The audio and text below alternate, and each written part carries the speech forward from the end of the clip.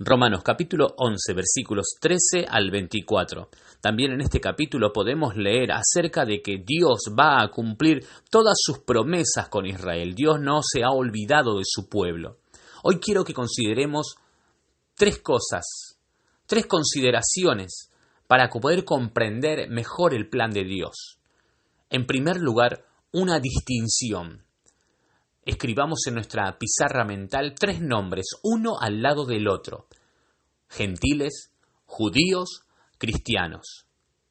El primer grupo, los gentiles, son aquellos que están ajenos a los pactos de Dios.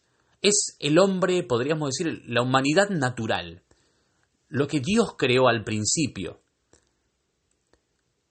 Y sabemos que el hombre le dio la espalda a Dios en sus pecados, como leíamos en Romanos 1.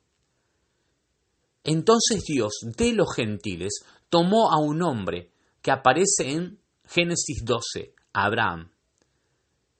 Y de ahí el Señor comienza a trabajar, a manifestarse a través de un pueblo, del pueblo que luego se iba a llamar Israel, los judíos. Entonces ahí tenemos el segundo grupo.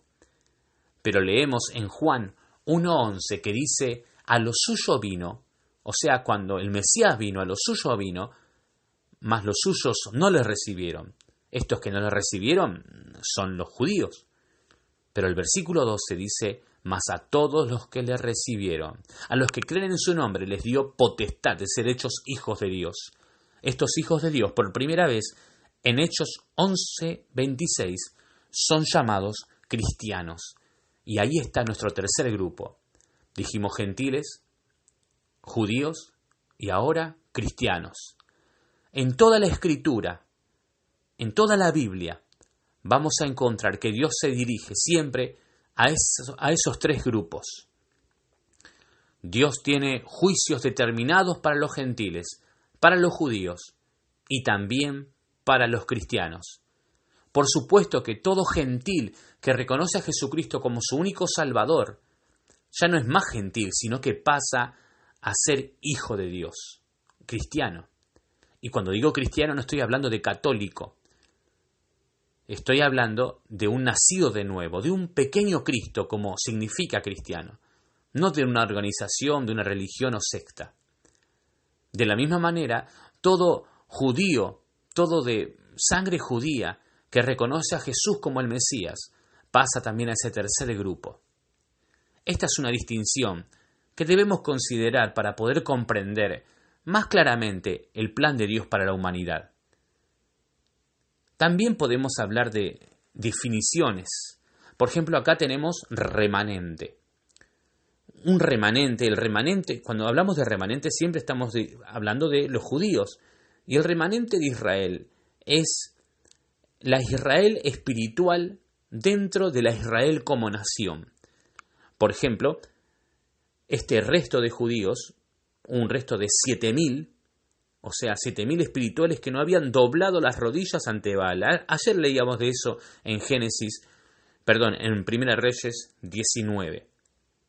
También en las cautividades vemos que siempre hay un resto piadoso, o sea, un remanente.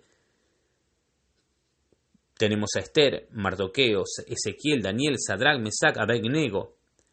Por ejemplo, a los fines de la cautividad babilónica se presentaron otros como Esdras, Nehemías. Cuando vino el Señor, un remanente judío seguía estando representado por Juan el Bautista, Simeón, Ana. Y luego, hoy en día, en el tiempo de la iglesia, hay hermanos de nacionalidad judía, o sea que eran judíos y que ahora son hijos de Dios.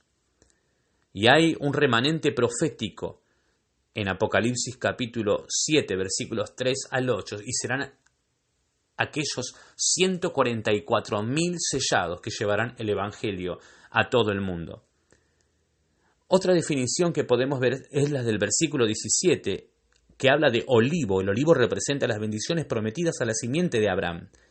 Aunque al confiar en Cristo, los gentiles no heredan las promesas específicas para Israel, sino que reciben la bendición prometida a todas las familias de la tierra. Génesis 12:3.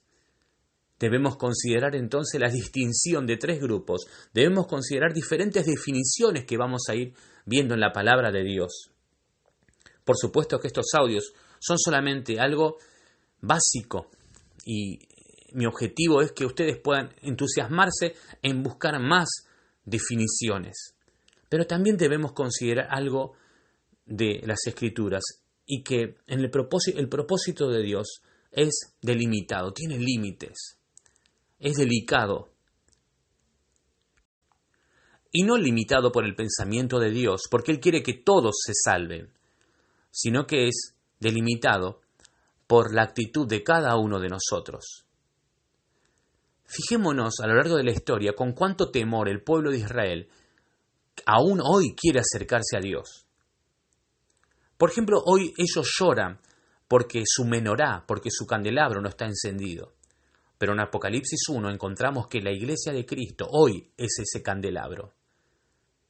Vemos el temor de ellos y meditemos y pensemos en nuestro temor. Dios va a cumplir todas sus promesas con Israel. ¿Y por qué sabemos eso? Porque Dios ya está mostrando el amor hacia los gentiles a través de Jesucristo. Y de los gentiles llamó a la mayoría de los que hoy componemos la iglesia. Y entonces si Dios cumplió todas sus promesas con aquellos que no éramos su pueblo, ¿cuánto más no lo va a cumplir? Como dice acá en estos versículos de hoy, ¿cuánto más no lo va a cumplir para con su pueblo Israel? Pero debemos entender que nosotros debemos temer y no ensoberbecernos.